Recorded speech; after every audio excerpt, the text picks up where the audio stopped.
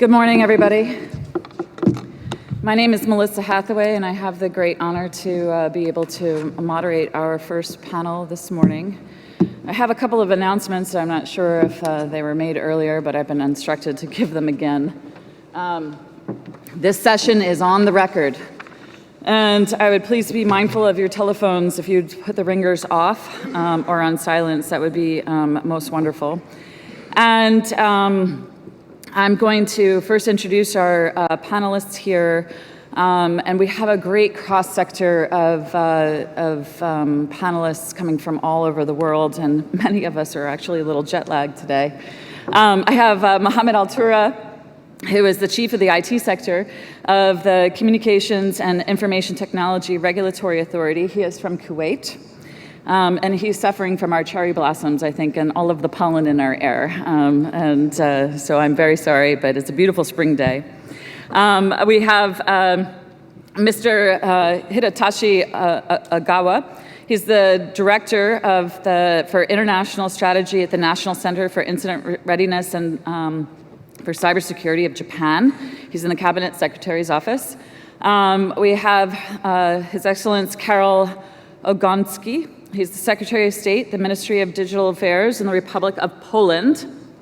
And His Excellency Audrey Tang, and she's the Digital Minister from the Republic of China and Taiwan. And then finally, Mr. George Tyendezwa. I'm going to mix up all these, I'm sorry. And he's the Assistant Director and Head of Cybercrime Prosecution Unit at the Ministry of Justice in Nigeria, and he had a very early phone call from his boss this morning. And all of these people have all flown in the last day or so, except for Ms. Tang, who came in last week. And so with that, I'd like to just give a few opening remarks, and then I'll turn it over to my panel. You know, the internet, and we are all here to talk about cybersecurity because the internet has really become the trusted backbone of our businesses, our critical infrastructures, and the global economy. And over the last several years, we have actually trusted the internet. But that 30 years of becoming critically dependent on the internet and those information communications technology, we've laced every part of our life with insecurity. The critical infrastructures and the technologies that underpin them are vulnerable, and they've been vulnerable since day one, and they continue to be vulnerable today. The challenges that we face are significant. We're continuing to embrace this information communications technology marketplace. And this year alone, the information communications technologies that we're going to embed in our businesses represent about a $3.8 trillion opportunity. And by 2020, just 1 year about away, we're going to have 30 billion internet-connected devices within our infrastructures through the Internet of Things, and they will represent about another $8 trillion opportunity within the digital economy. To put things into context, today's overall global economy is about $107 trillion. 26% is the digital base of it. And every day and every year, we're going to become more digitally focused. Our countries are racing to capture this digital economic opportunity. And our national champions and corporations are working fast to capture market share. Yet that economic opportunity is at risk because the underlying infrastructure is being attacked, and we're suffering from activism, crime, fraud, disruption of service, and destruction of property. Global internet crime alone is growing at a 25% year over year and is eroding the overall economic opportunity. We've allowed this ICT marketplace to deliver us flawed products with the principle of field it fast and fix it later. We know it as Patch Tuesday, which leads to Vulnerable Wednesday.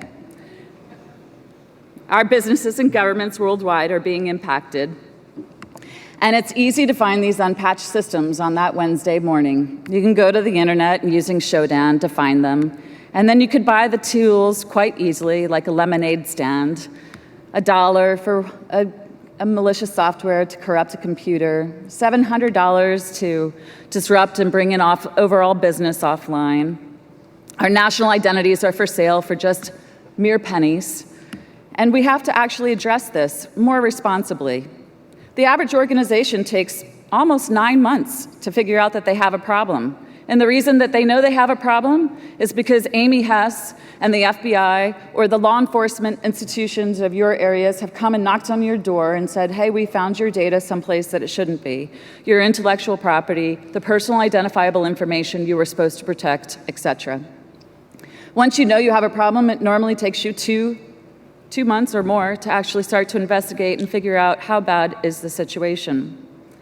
We've heard about some of these attacks, whether it's the WannaCry ransomware or the ransomware that took out the city of Atlanta, the NotPetya destructive attack that we attributed to Russia that was actually executed and destroyed businesses all around the world. Let me just give you one example that you may have read about. Maersk Shipping, that represents almost 20% of global commerce, shipping commerce, had its core infrastructure attacked through this NotPetya virus, and it destroyed 45,000 computers, 4,000 servers, 2,500 applications in less than 2 hours. Shipping around the world came to a halt. They lost 400 million euro in the first quarter. They lost 10% of their market share to the China Ocean Shipping Company. They lost 53% of the value of the company at the 18-month mark.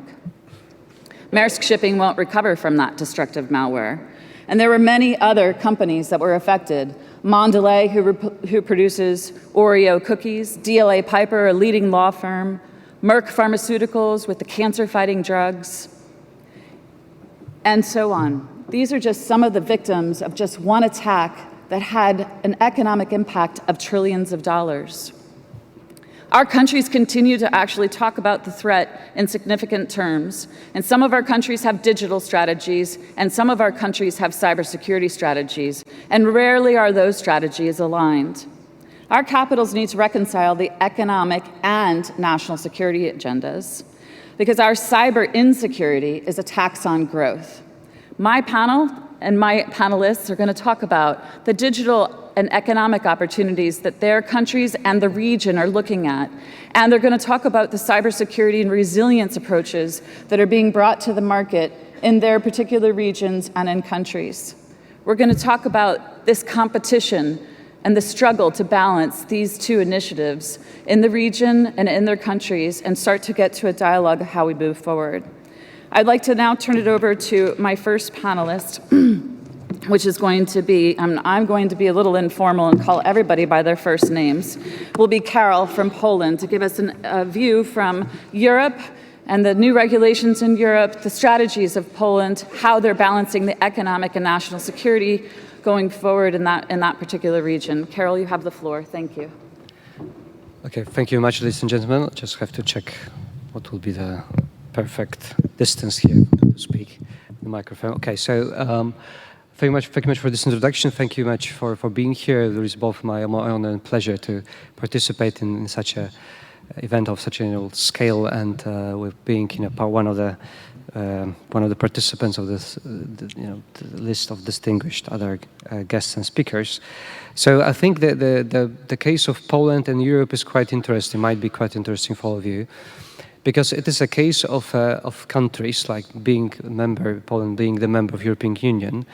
So of actually the national and international European policy actually interlinking and mixing with each other all the time, and of actually certain states, members of the European Union, being ready actually to succumb their national, let's say, independence to some extent,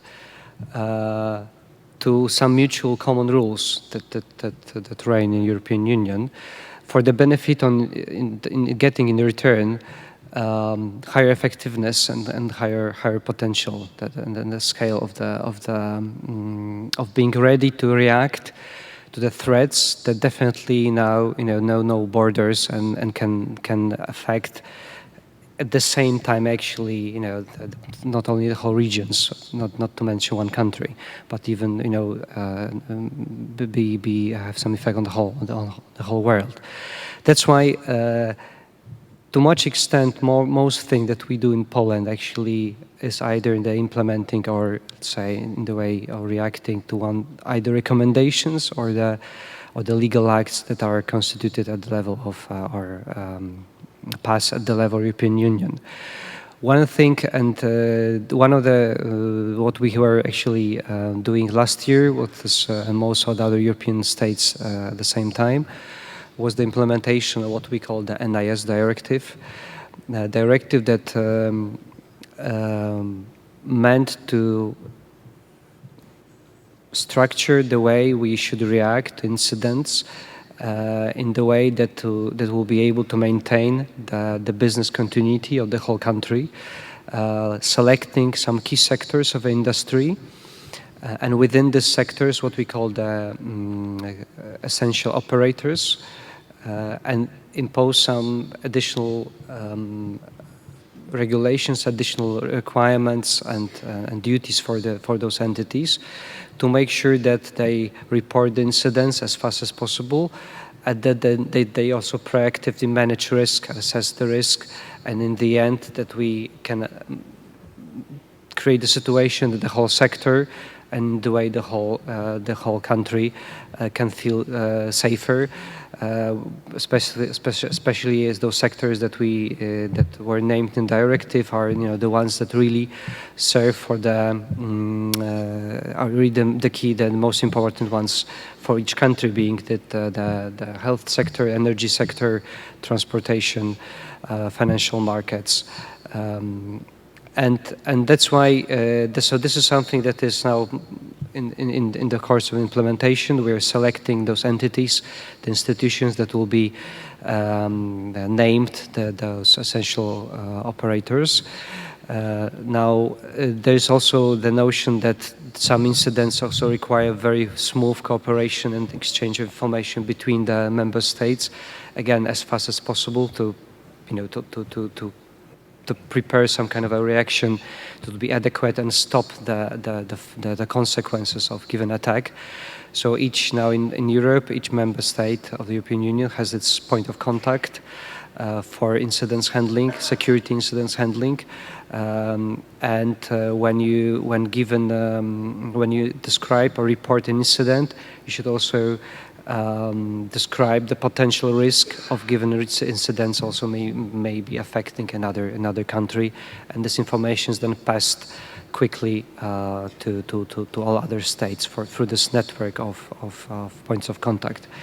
Now, another two important legal acts at the level of Europe that are currently being processed at the level of European Parliament, or being and will be implemented in the legal legislation of given country, are the network of competence centers for cybersecurity. Now, this is an idea again that although some of European states can consider themselves as being large enough to perform their own research and development activities, also in case of cybersecurity, the European Union member states actually agreed, so the whole region agreed that it will make sense to control and to review all the efforts in terms of R&D for cybersecurity by building the network of and some structure, organizational structure for leading and running all the R&D work around cybersecurity,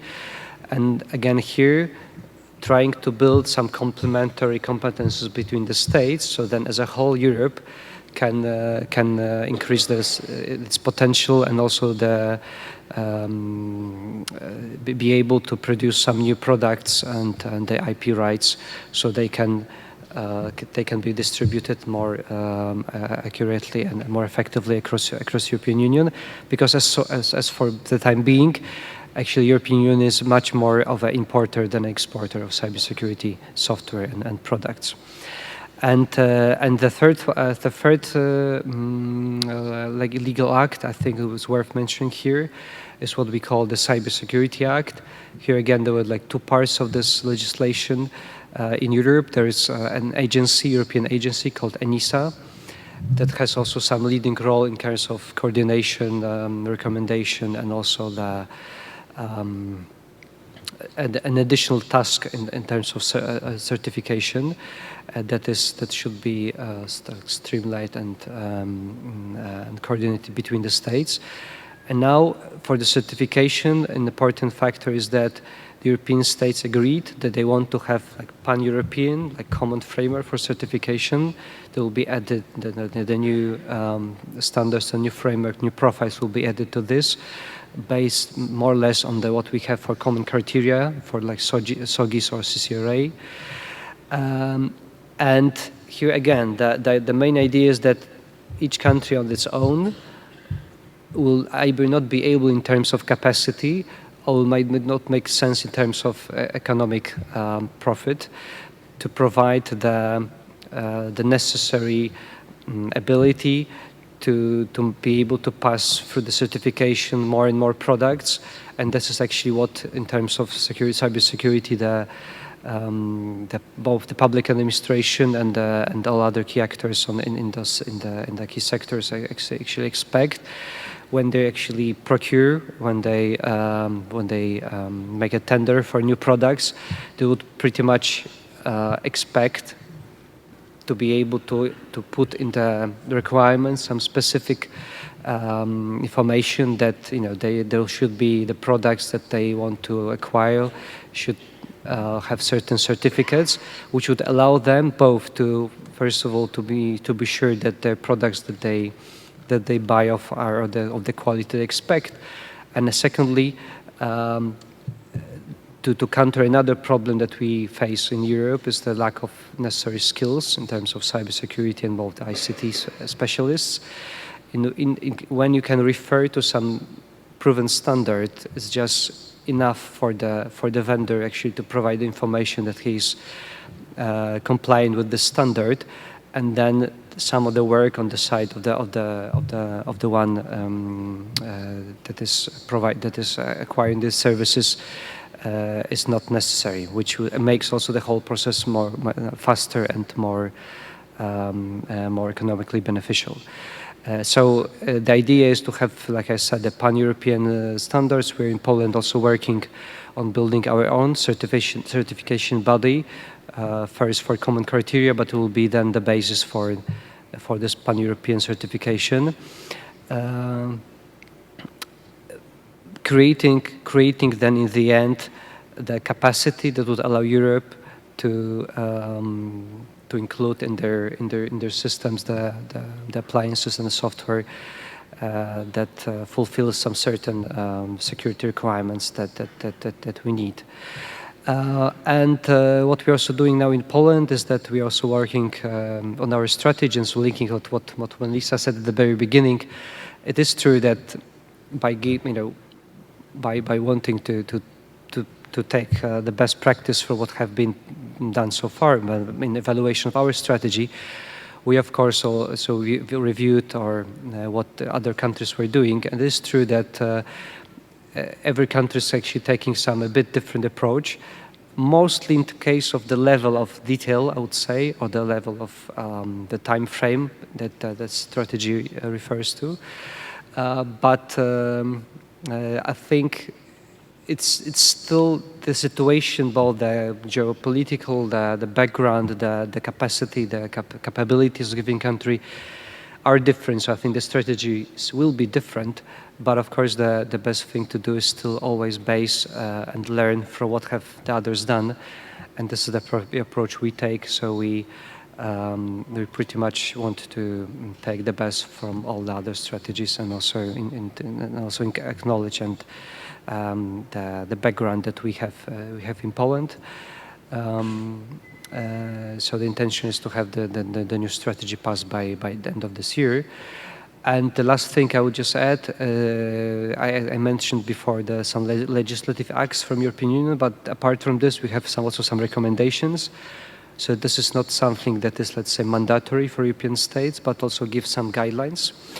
And recently, and something that also publicly also discussed throughout the world, there is the recommendation also in Europe to have some common approach to risk assessment for 5G implementation. And here Poland also follow, let's say, the guidelines of the time guidelines.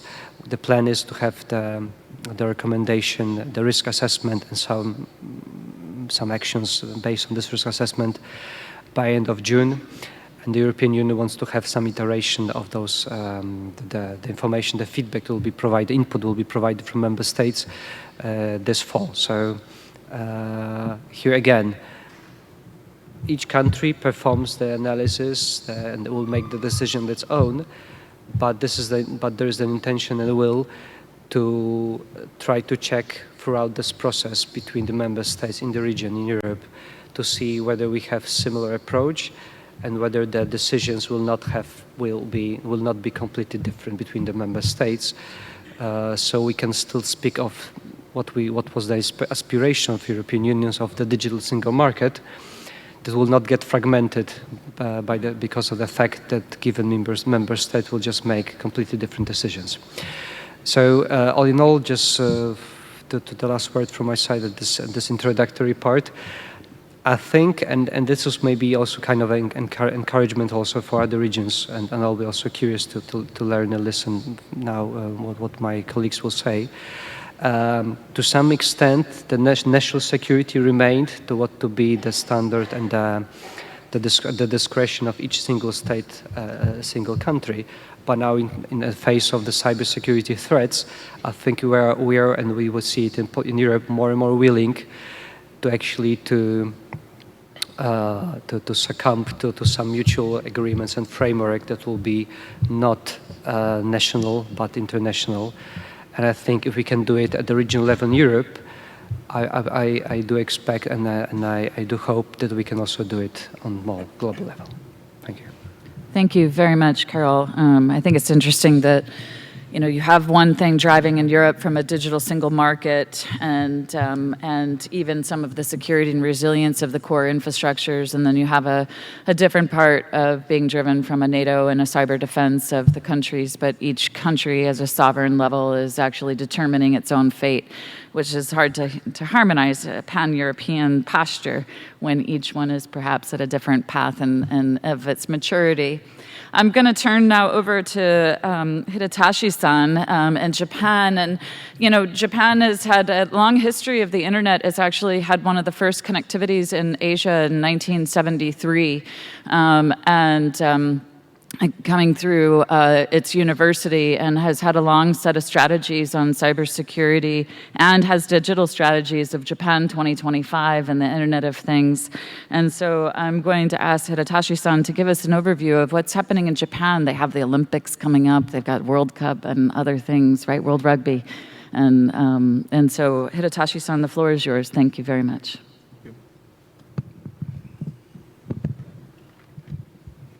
Just start. Oh, yes. Hello. Good morning, everybody. Good morning, ladies and gentlemen. It's my great honor and privilege to be here at this very prestigious conference. Thank you very much.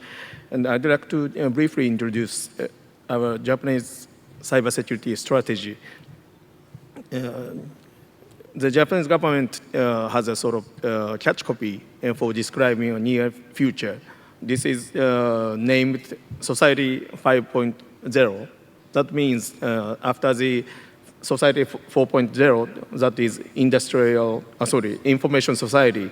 But we think the coming new world, coming future world is not only a sort of evolution of information society, but we see a sort of disruption from now to the future. That is really information and the cyber sphere and the physical sphere is merging into one. That means the cyber-physical society will generate huge benefit or economic development or even human environment-friendly society. But as the two aspects joined together, the challenge in cybersecurity is furthermore serious than in the previous ages.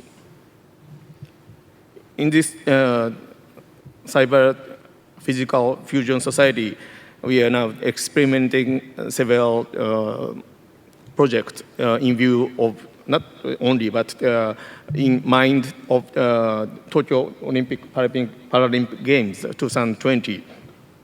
Our Prime Minister Abe has announced that in 2020, we'd like to see a sort of experimental phase of unmanned bus services in the site of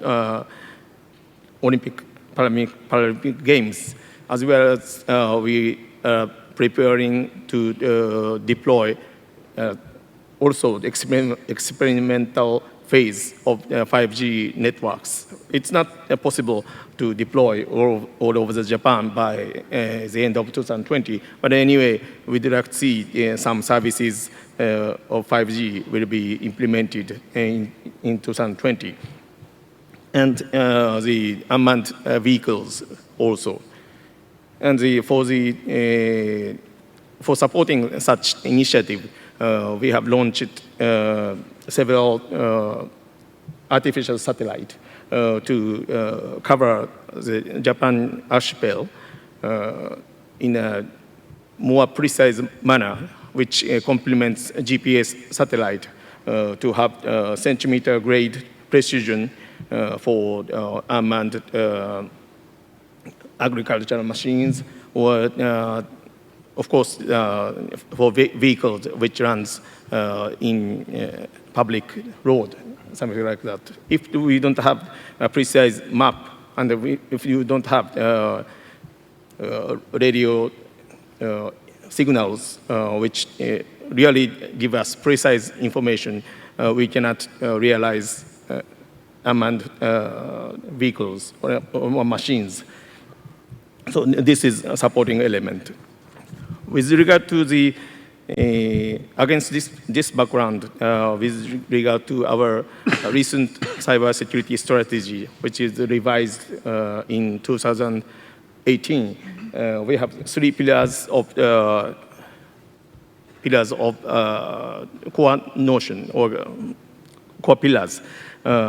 First one is socio-economic vitality and sustainable development, which sheds lights for the positive side of the IT development. And the second pillar is safety and security for the people.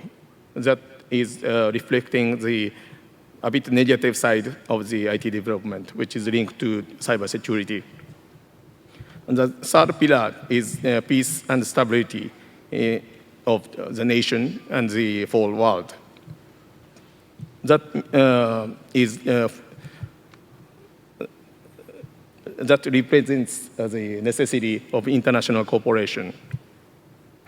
We have not only in Japan, but also we have several important international multilateral settings in the APEC, like APEC Telecommunication and Information Working Group, which has worked since more than 20 years. And in ARF, ASEAN Regional Forum is another very important political framework, which comprises not only like-minded countries, but also, as a diplomat, ex-diplomat, I don't want to name the unlike-minded countries, but you can imagine big neighbors. That forum is comprising such actors. So we think that it's important to have active sharing of information with like-minded countries, but we think that it's not good to give up the effort to reach out to such countries to reduce the gap of notions, not to attack to your critical infrastructures violating international existing laws, something like that. I'd like to just introduce two initiatives that Japan has recently engaged. First one is the public-private cooperation aspect. In Japan also, it's a sort of international common challenges, but we see that there is much to be done in efforts of public-private cooperation in terms of cybersecurity. Because in private sector, we see sometimes a sort of reticence, a sort of reservation for sharing their incident-related information for fear of their reputation risk or for fear of violating privacy-related personal identifiable information of their customers. So the Japanese government has revised the Cybersecurity Act at the end of last year to create a Cybersecurity Council, which is just enacted first day of this month. In this conference, the law stipulates the need of information sharing between trusted members of this council. This is a sort of I cannot say mandatory, but the law expects that members share their incident information. It's a sort of a requirement by law, even though the decision of whether to give such information is still voluntary, still decided by members, by each members. But anyway, this is clearly asked, expected by the law to share such information. So we see, we hope that the information sharing between private members of the council and private member and the public members will have such information sharing besides the existing fora like ISAC of each sectors. This Cybersecurity Council is a sort of cross-cutting domain information sharing forum. So this is on the top of existing fora. We expect to accelerate public-private cooperation by this law. And this law also have a punishment clause if a member will breach the obligation of the protection of information in inadequate manner. And the last point is, as Karol-san explained, in Japan also we see a huge lack of cybersecurity specialists in near future. In 2020, we estimate that around 200,000 cybersecurity specialists are lacking in Japan. Actually, we have already lack of the human resources in cybersecurity, but as the society evolves, this gap will unfortunately grow toward 200,000 cybersecurity specialists. So if there are people especially in cybersecurity, please consider to come to Japan to help cybersecurity protection. Thank you very much. There's lots of job opportunity in Japan. So for the 100 students that have registered here, there's lots of opportunities, I think, in each one of our countries to meet the skill gap, which I think transcends not just technically, it's from a political policy level, legal level, et cetera.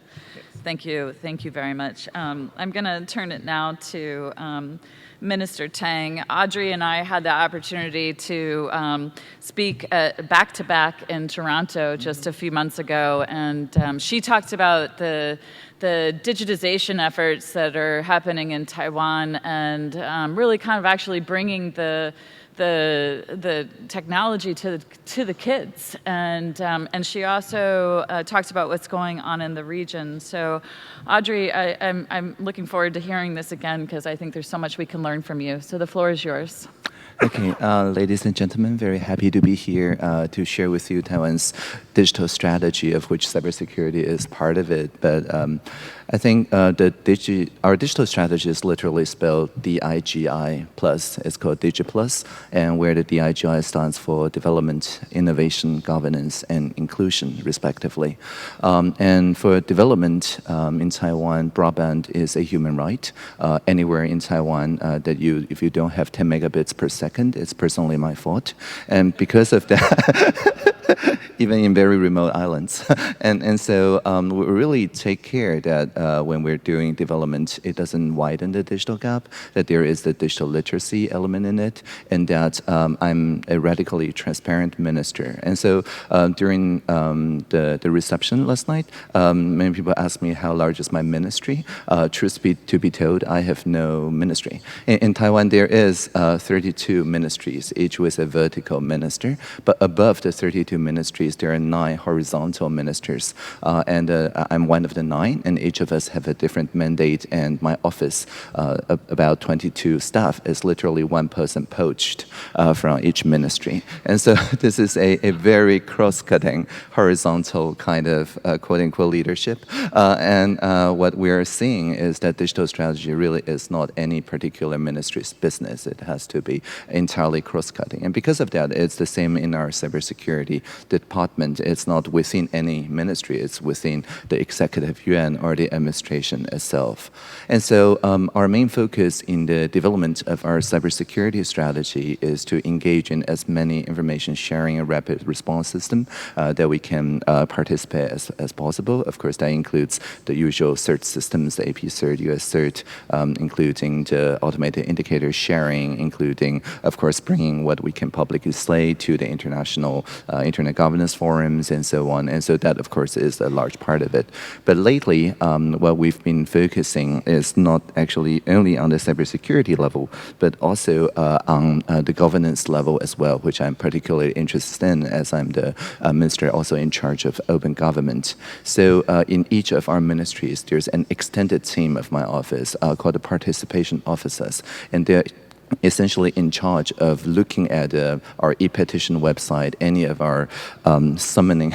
I like it to say summoning because anyone can collect 5,000 signatures and summon me to your door, or engage in any, my office hours, which is every Wednesday, and just come to my office and have 40 minutes of my time. And so as long as you agree to publish the entirely transparent record online, people can build up on each other's conversations and basically give a context of the why of policymaking instead of just the what of policymaking. And in that, we collaborate with a lot of regional platforms that spread this kind of multi-stakeholderism, not just in the context of internet governance or cyber governance, but actually merging it back into the government itself. And I have in mind, of course, the civic tech networks, the Code for All network. Regionally, we had a lot of collaboration with the Code for Japan network, which advocates this kind of innovative governance in the settings. We're going to hold hackathons together with also the Korean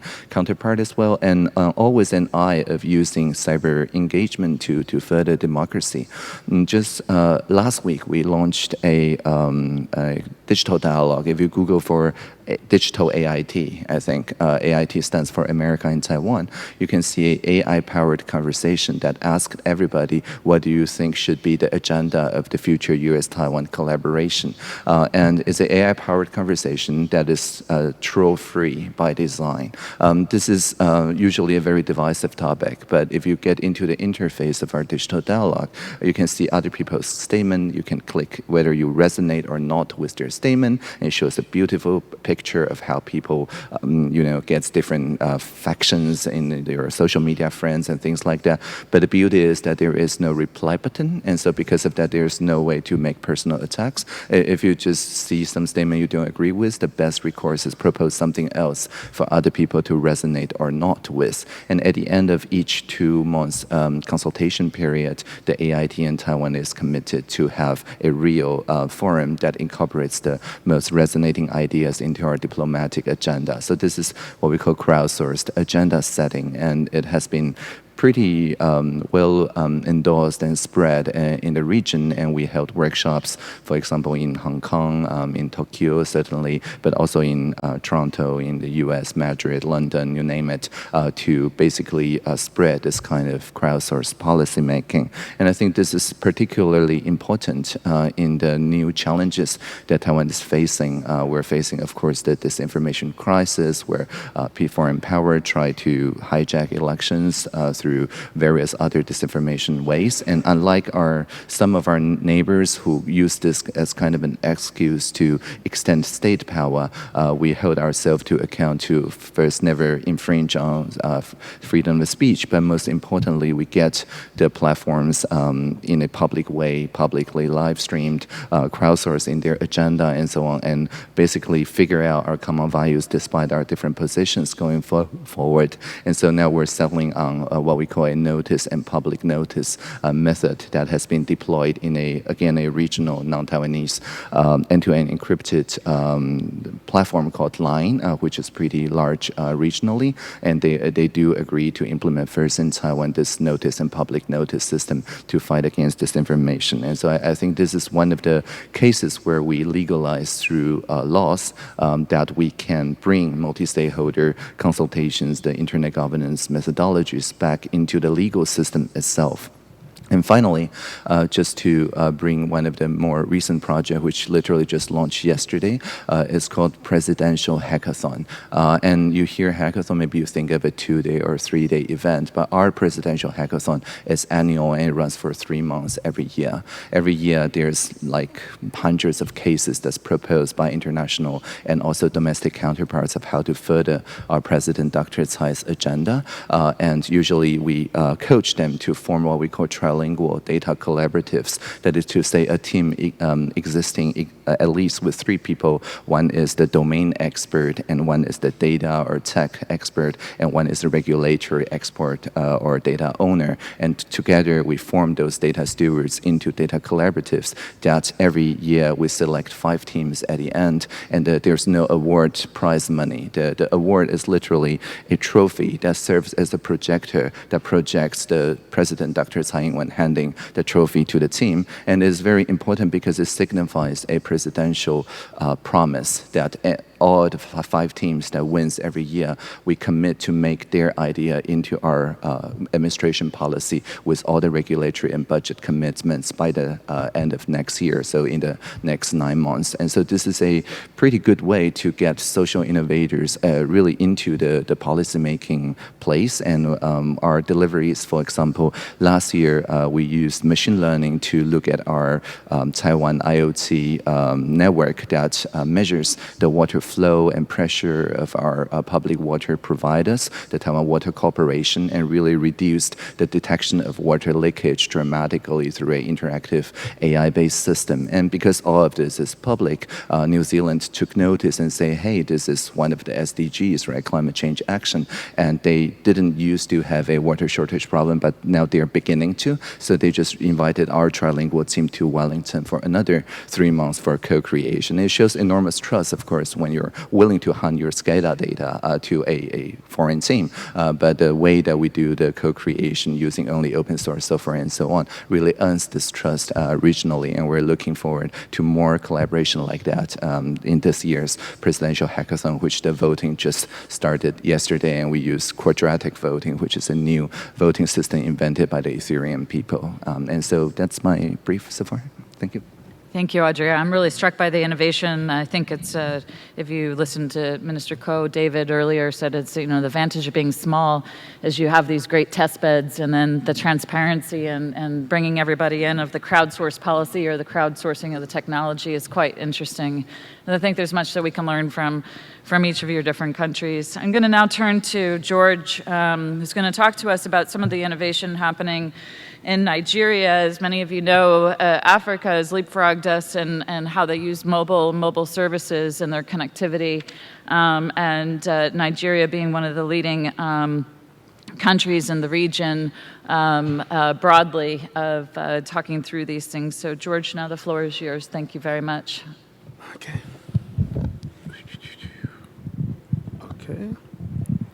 Hello. Good day. It's great to be here to share some of what we're doing with you and also to learn from this August gathering. Basically, now, for Nigeria, recognizing, of course, the importance that engagement within the cyberspace plays is a major theme.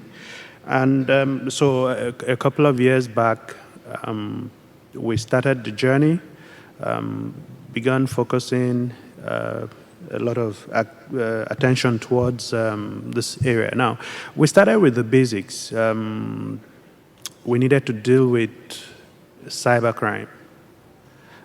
So we started from that point and then developed a national cybersecurity strategy, and which ironically is up for review by this year.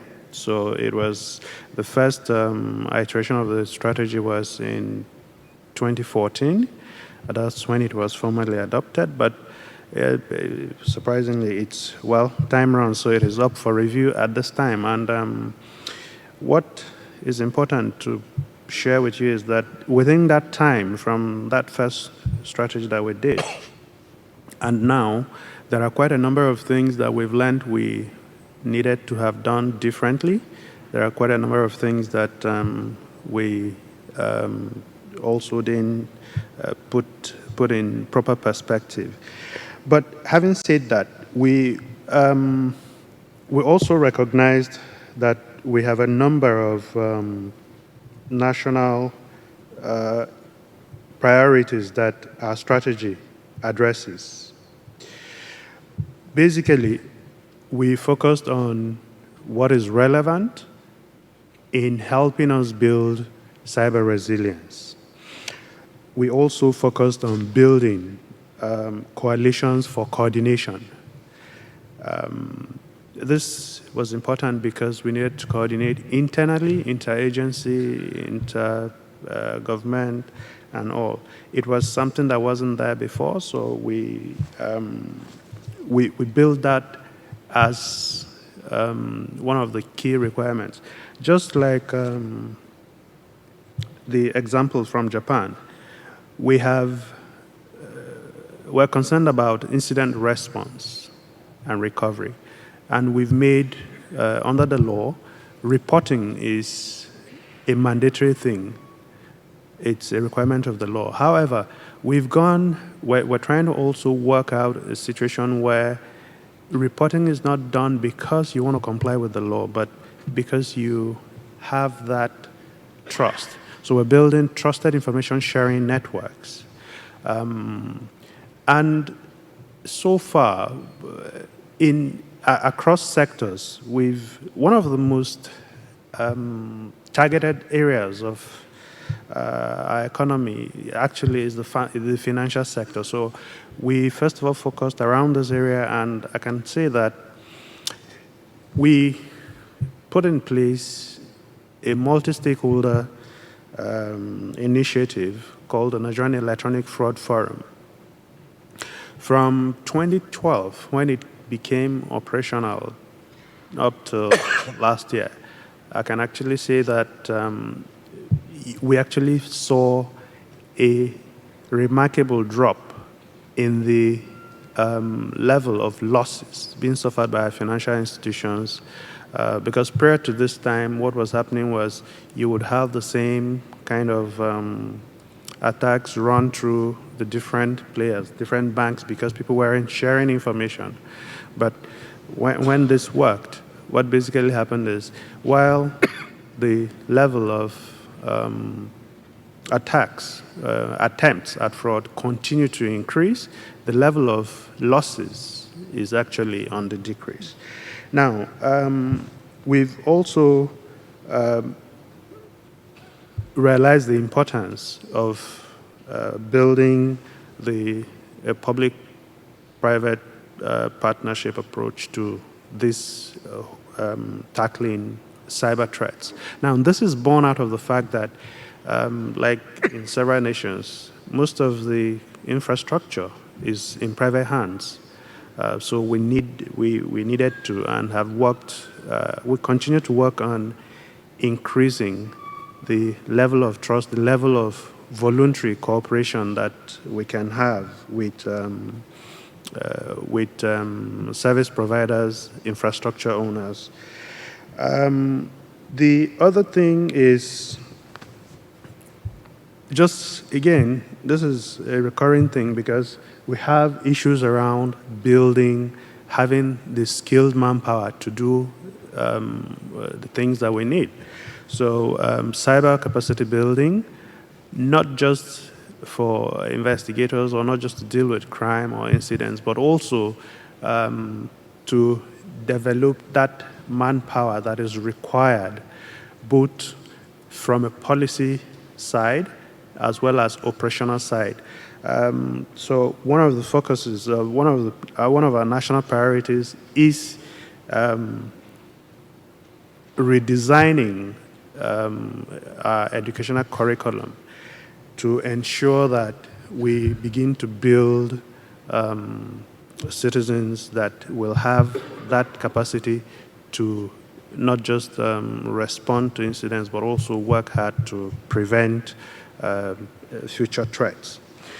The other thing, too, that we've focused on as a nation is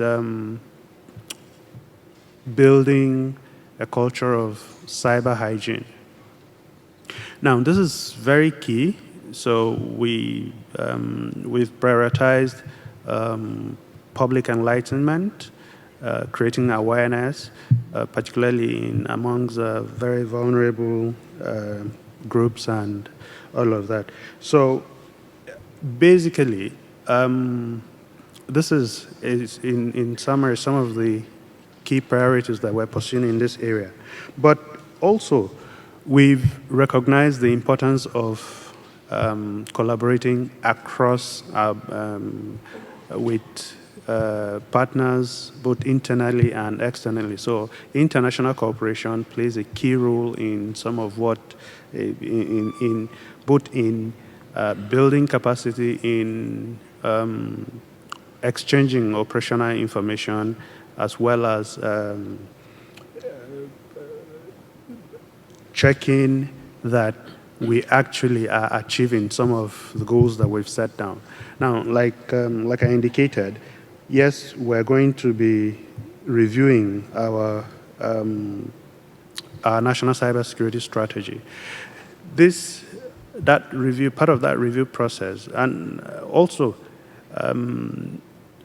part of that review process actually led us to realize that we needed to do not just a whole of government approach to addressing cyber, but we needed to actually build a whole of society. So the work on the review is actually going to help us focus more on ensuring that we are not just looking at a whole of government approach to cybersecurity, but rather a whole of society approach to cybersecurity.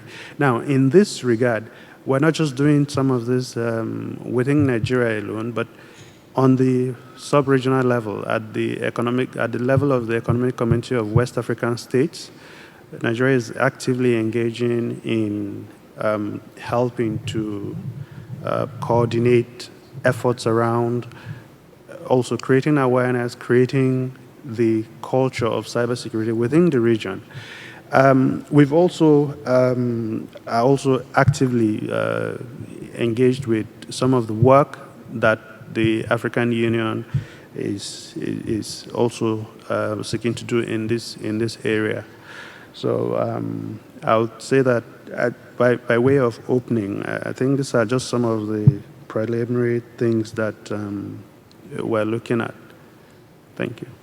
Thank you very much, George. You can see that each of our different countries are in a different stage of the maturity curve, some being more swept in from regional policies and others from incubating from at a national level. And I'm going to turn to Mohammad to give us a perspective from Kuwait. As you know, the Gulf region is actually suffering from a number of industrial control system attacks going against the oil and gas infrastructure as well as the chemical plants, of which I think Joe Weiss will talk about on one of our panels today. And this region is suffering maybe more than any of the destructive attacks. And so it's making the policies so kind of laser focused on the need for security and resilience in the region. So Mohammad, the floor is yours. Thank you. Good day. I'm so glad to be here, and I'd like to thank Atlantic Council for giving us the opportunity to participate today. Well, I hope I don't lose my voice in the middle of this great discussion. Kuwait has released its national cybersecurity strategy December 2017, given the fact that we see a big threat to our critical national infrastructure, such as oil, petrochemical, and it's very similar to the rest of the region as well. As you know, when you have a geopolitics unrest, you are very vulnerable to those attacks, and we have to become resilient in order for us to save our economy. So I am from CITRA. CITRA is a telecom and IT regulator in Kuwait. And the main goal for any regulator is to make sure we regulate the technology and the telecom to result three simple things. And those three simple things are making people's life easier, develop and secure the economy, and support innovation. That's the bottom line. Now, in order for us to do that, we have to do a lot. We have to make sure that we are using technology every day in our lives, and it's become a DNA of our economy. And as you see that now, the digital transformation world is becoming very popular among many countries. In the GCC itself, Kingdom of Bahrain has started already released that policy on the national scale, and Kuwait also announced it on the 28th of March, which was my birthday, that we are on this journey. And why are we doing digital transformation?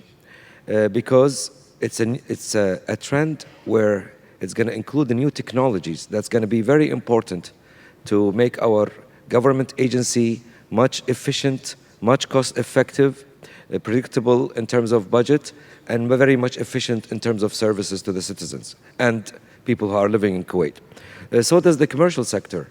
The commercial sector becomes more competitive when they go for digital transformation, opens a new technology such as AI and blockchain, and also the IoT that's coming up soon in Kuwait.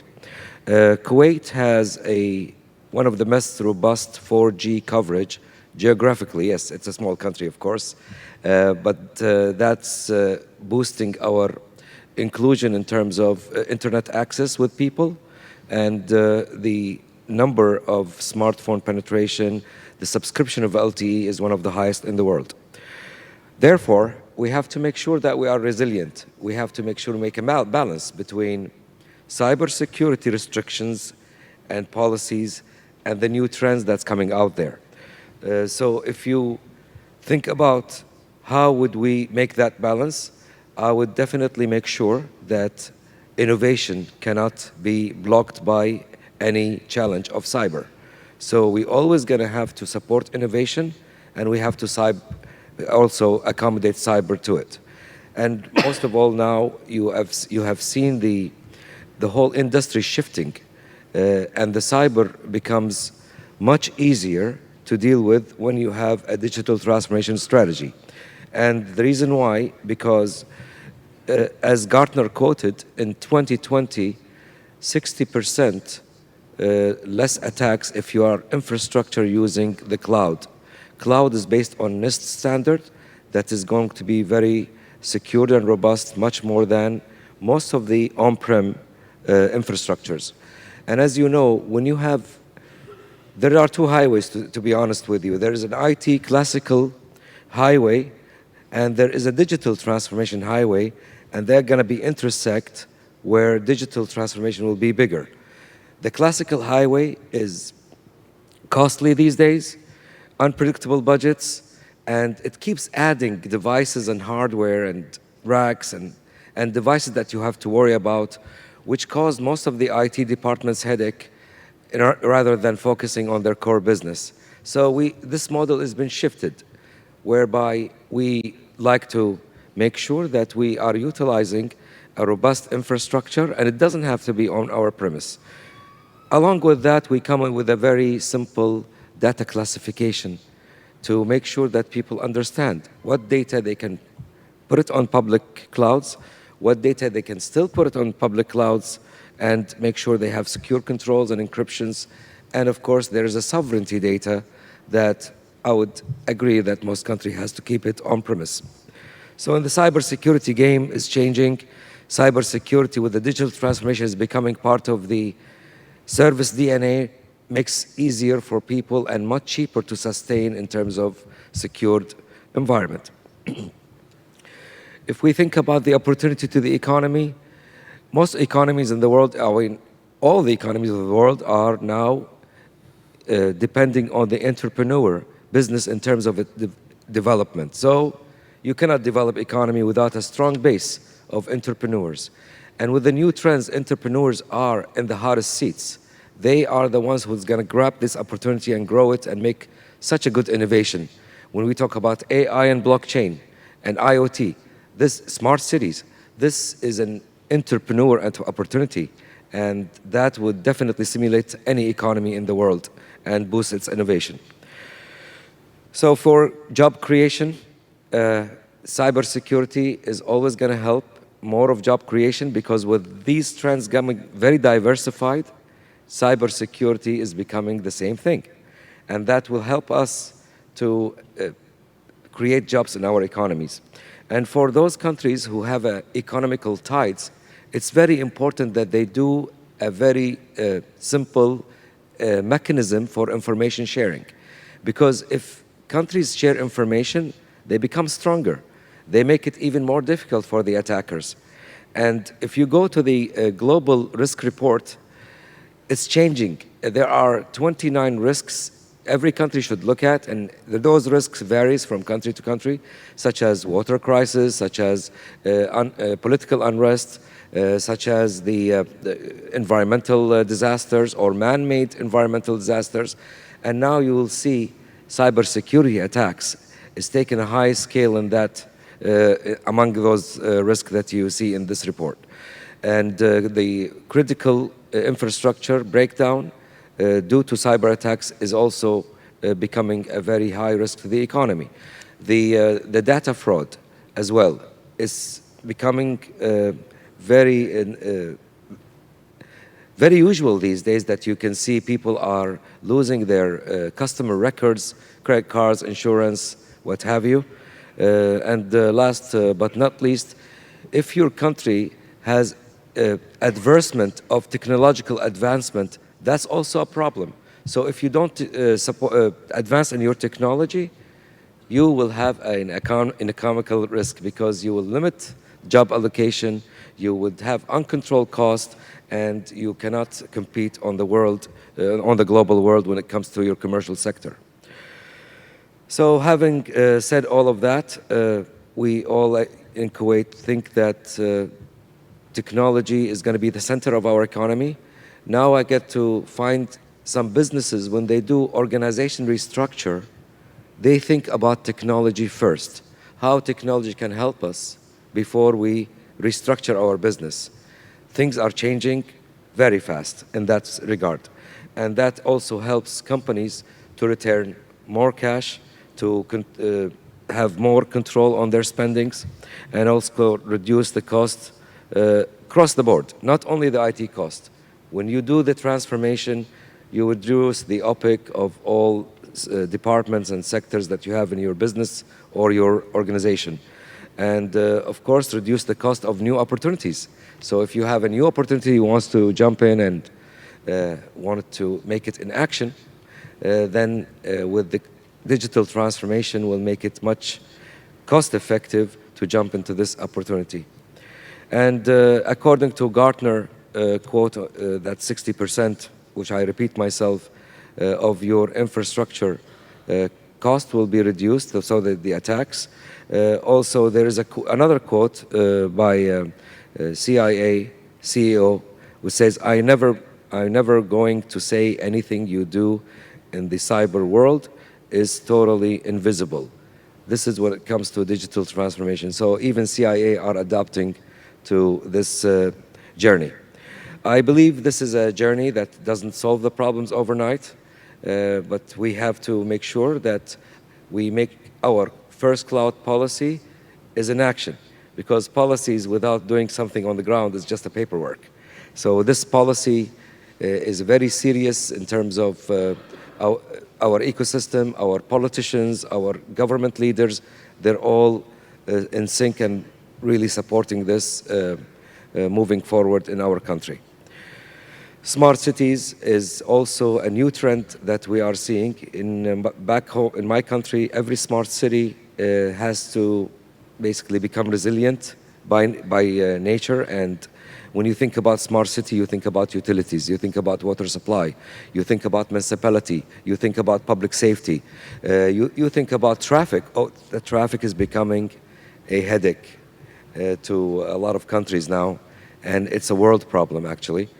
So having the cybersecurity with all these new trends, it is very important that the country should make sure that the strategy is very open, very flexible, supports new trends, and very simple to understand to anyone.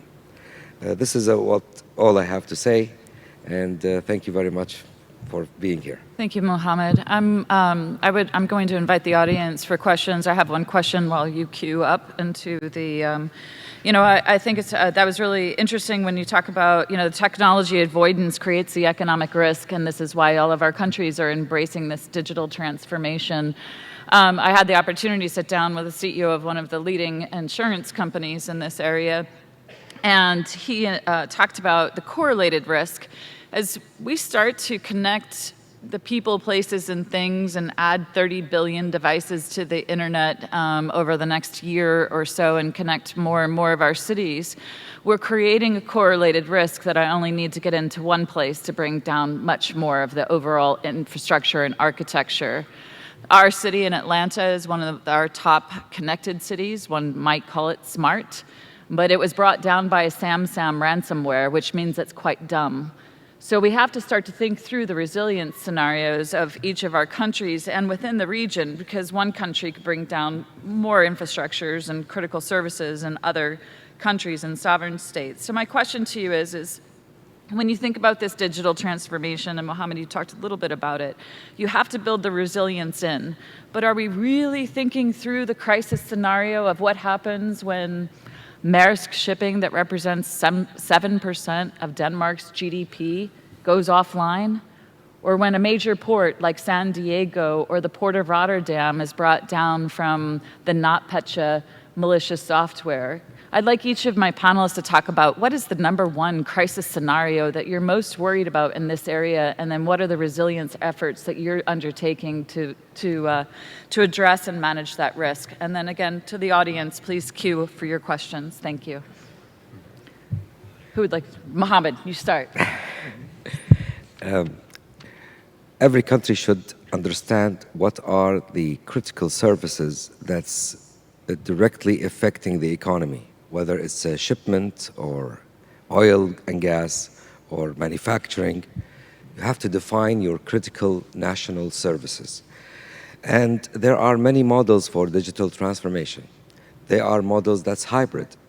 So in case you lose the service of the internet, you still can get things going. For example, in the healthcare, you want to make sure that the health records are always on, no matter what. So you still can do different digital transformation implementation models. There is a model that's purely public cloud. There is a model that's hybrid. There is a model that can be on-prem. But having said that, we have to define those critical services and make sure they're 24/7, even if you don't have internet, even if you get hit by national disaster that's going to knock you offline. So that's much cheaper than going the classical way, of course, because with the classical way, you always have to put so much systems, so much hardware, so much operations. With the digital transformation is much easier because there's so much workloads going between public and private cloud that's going to allow you to reduce the cost. So, and most of them are not going to be used 24/7 because some services only used during working hours. Some services are used maybe on 5 days or a few days a week.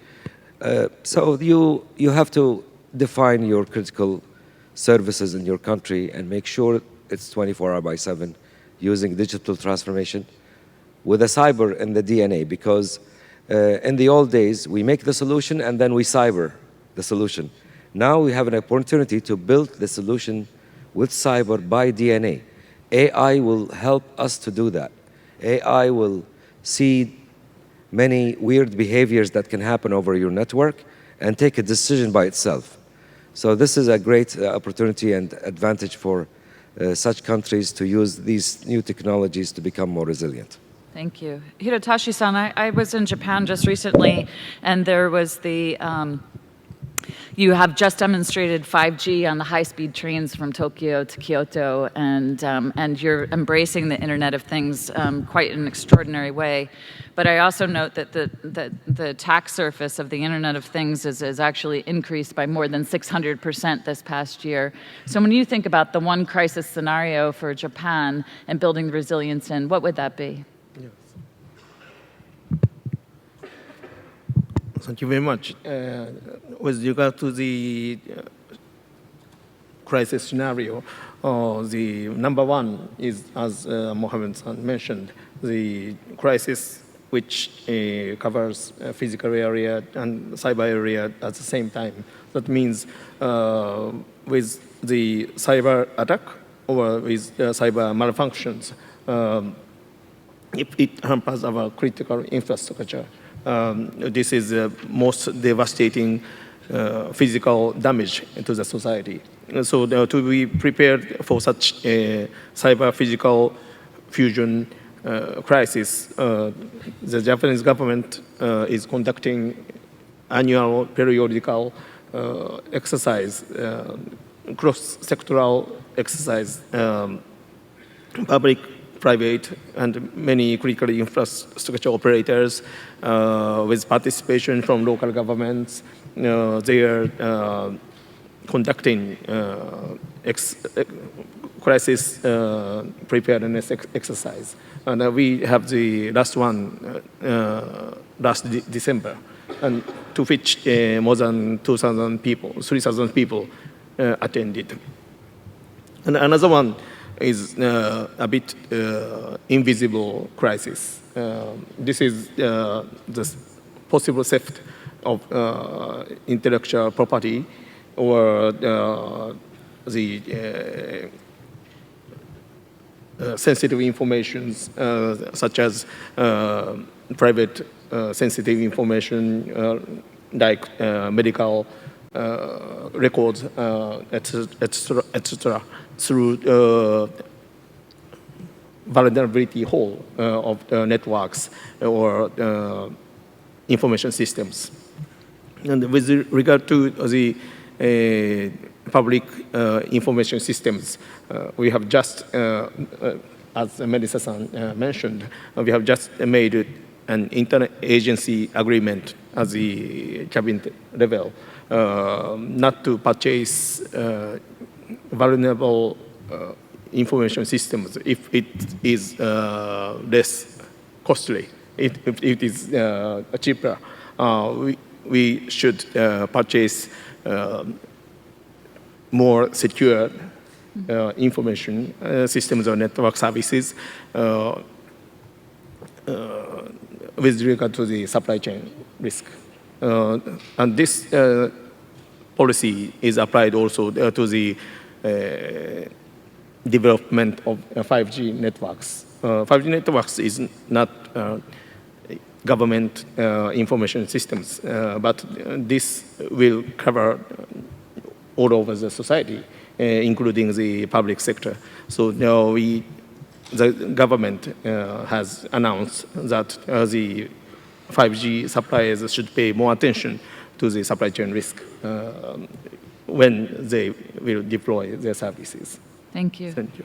Karol, Poland sits on the eastern flank of NATO and also leading the digital 3Cs initiative of trying to create the north-south corridors from the Baltic to the Adriatic. Can you talk a little bit about what is the crisis scenario where it keeps you up at night?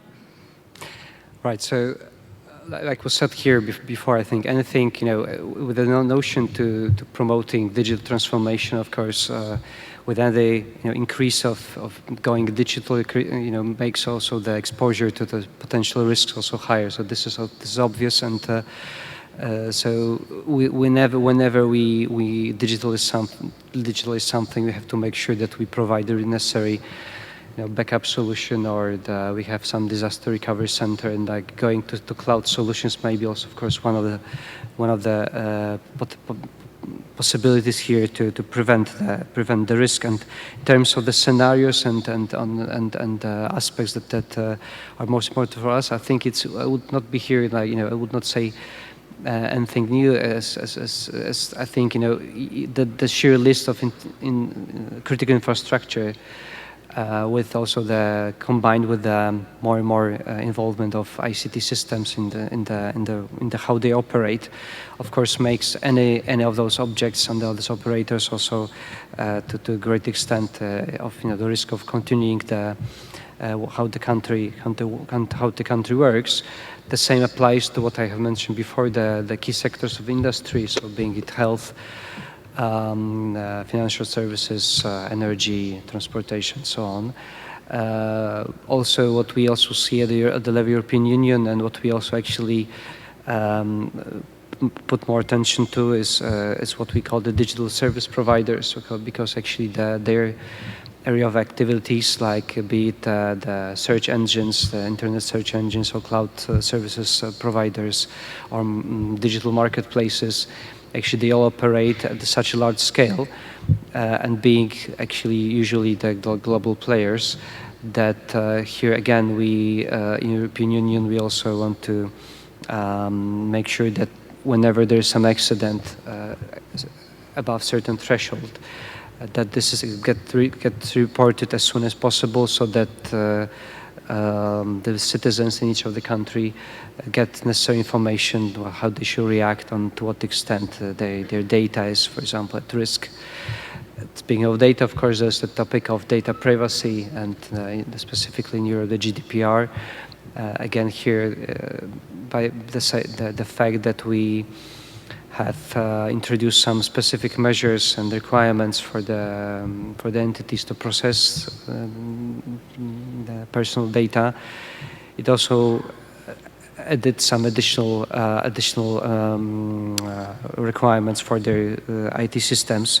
So this is again like an important topic. You mentioned the potential, being the eastern frontier of European Union.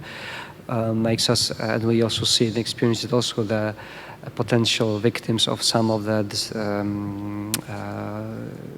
attacks of disinformation, like from Russia and from elsewhere. So in the before we'll have the elections to the European Parliament within one month in Europe, so all European member states will have their elections to their members of the European Parliament. This is again one of the elections that's coordinated by European Union. There is the There's what we call the European Election Network established, again, the points of contact that make sure that the information is distributed at fast pace, and then the reaction also coordinated. And we have what we call the rapid action system from the Minister of Foreign Affairs, that whenever, again, like an attack or anything similar happens, that there is some common action to this. And at the same time, we have also, and this is, I think, one of the way also to make sure that we are more and more resilient to such potential attacks. There is some common also exercises performed by not only within one country, but also between the countries. So there was, for example, 2 weeks ago, there's one common tabletop exercise in Europe for the elections, for some scenarios that were actually to see whether the current procedures really work correctly. There's also some other exercises planned then also that simulate the real attacks. And then again here there's some coordination and how the NIRS directive for the coordination of incidents handling work in Europe is also in plan. So I think the important thing is to act, I would say, on 3 levels. So first of all, I would say, and those will be the least mature, I would say, would be the reaction to the incident. So here to make sure that the information is passed as soon as possible, and here that we have at least the point of contacts in given country, so we can who will know to who to pass the information, and who can then pass it over. Now there's the proactive approach of making sure that we have the correct risk assessment, and here the cyber threat intelligence and the partnership here, and also the partnership between the private and public sector, so that we know in advance what and can dynamically adapt our risk assessment in the face of the new challenges that happen and that appear. That would be the second level, and the third level probably underestimated, but I think it's trying to tackle, let's say, the source and origins of the attack. So actually, why people actually attack, why people the criminals or third countries actually engage in such actions. I think here, acting globally in terms of bringing some proper values and well-being to the countries. Can also have its dramatic impact, because it's knowing that there is the high risk of getting caught, or that there will be some concrete consequences of an attack, be it the sanctions or the prosecution, the effective prosecution, and the fact that the willingness to perform the attack is definitely lower if you consider yourself genuinely happy in terms of how your situation in your country is going on. So I think here the common efforts between the countries to basically have the distribution of wealth and the digital inclusion and building awareness between the citizens is definitely something that we should also put our efforts on. Thank you. Audrey and Georgia, I want you to answer this question also, but one of my colleagues has been standing there for almost 15 minutes, and I'd like him to be able to ask the question, and maybe we can dovetail his question and answers into your remaining answers. Please. My question's a more specific version of your question, so thank you. This is mostly for Minister Tang, but anyone else can take it as well. My name is Mike Nelson. I work on policy for emerging technologies, so I was very glad to hear blockchain mentioned. And my question is, how can governments promote the use of blockchain when the biggest use of blockchain that everybody hears about is Bitcoin, which has been shown to be problematic and the source of lots of cyber attacks? So I think there's a lot of opportunity, but we have a perception problem. So that would be my question. So Audrey, could you talk to blockchain and then also perhaps the scenario that keeps you up at night? Okay. Well, the civil IoT system in Taiwan is powered by distributed ledger technology. I use the term DLT, feel free to keep saying blockchain. I think distributed ledgers is a more neutral term to describe this kind of accountability keeping technology. Taiwan, you may have heard about, is the, like for 2 years running, the world's top country on open data. And very interestingly, in Taiwan, we say open data, we don't just mean open government data, it's actually often open citizen data. For example, in air quality, in water quality, and so on, there's many microsensors, like thousands of them, tens of thousands now, being run by citizen scientists that gives a clear picture of where the air and water qualities are at any given moment. It's very rare in our region because it directly challenges the legitimacy of our environmental protection authority, as you might imagine. If a EPA has a number and your friends or neighbor have a different number, of course, people trust their neighbor's number. But of course, instead of, because we're radically democratic and free, instead of, we can't beat them, so we join them. And so we allocate a large amount of funding that's in addition to the guarantee 5 to 7% of all government funding that goes to cybersecurity into securing the reliable or trustworthiness of the civil IoT numbers. And we do that through distributed ledger technology. We work with Academia Sinica, which is a research institute that report directly to the president and all the cabinet to make sure that all the incoming data from the citizens are snapshotted, stored on distributed ledgers, spread to all the different places, and kept a copy at our National High-Speed Computing Center so that people can submit their models that works on exactly the same data. And this is what we call open algorithm model, as advocated by Sandy and friends from MIT. And so I think this model really enables new collaborative, what we call data collaboratives here, because then everybody can trust each other to non-mutate each other's data, even if it's of a high variety and velocity. There's many other uses of distributed ledger that we use, for example, to guarantee that crowdfunded, foreign aid and so on goes to the right hand by, serving as a kind of parallel track to auditing. There's people deploying that to campaign financing, and we're very quickly passing the honest advertisement ad, and that will actually compare the what we call candidates' pre-release numbers versus the actual numbers from the auditing agency and so on. So we largely use it as a trust machine, and I think that's its current mature application. There's, of course, a lot of not so mature applications. Now, back to your question. I think the main scenario that I'm worried about is the wholesale breakdown or takedown.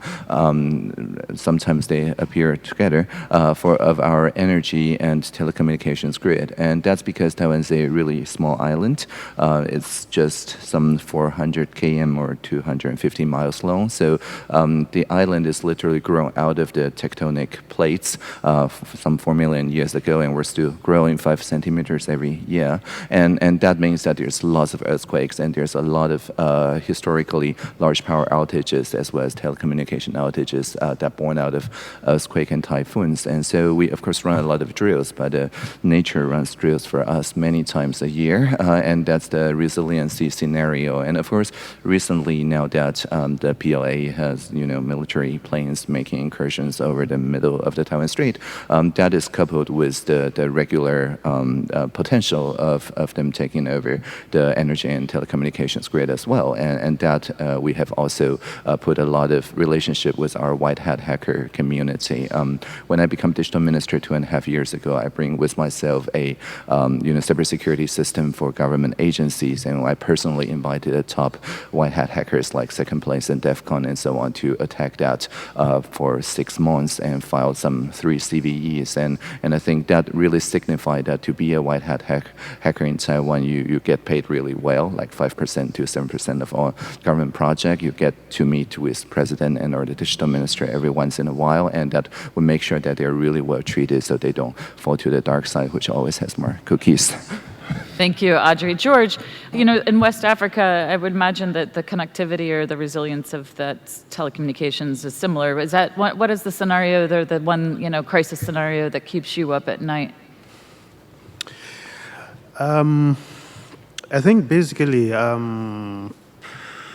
main concern is around the financial sector and then utilities. So, you've mentioned it, the telecommunications, because when people can't talk to each other, there's the direct impact on lives is, you can imagine what it is. So when you have a shutdown of just even the telecommunications, you have challenges around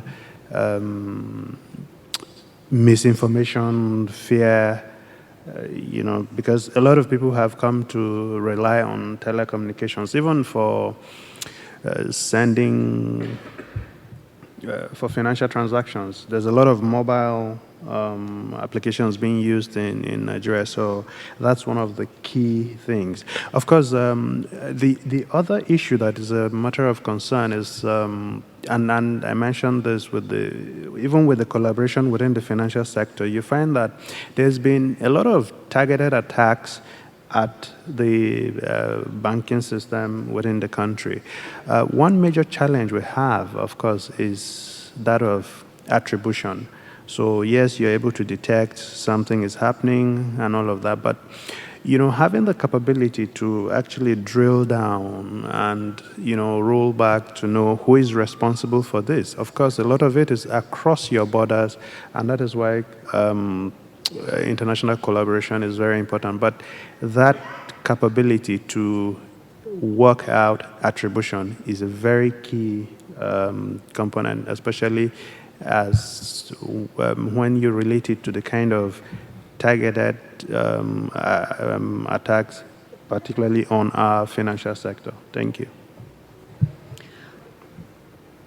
Thank you very much. I think that as we're coming to a close of this panel of regional perspectives on cyber, I hope you, the audience, were able to kind of do a tour de table from Japan to Nigeria to Taiwan to Kuwait and Poland and Europe. I think that you can see that there's so many different lenses on cybersecurity and what keeps our leaders up at night, and how important it is to align our economic appetite with the need to ensuring that it's underpinned by security and resilience. So please help me thank my panelists for their contributions this morning.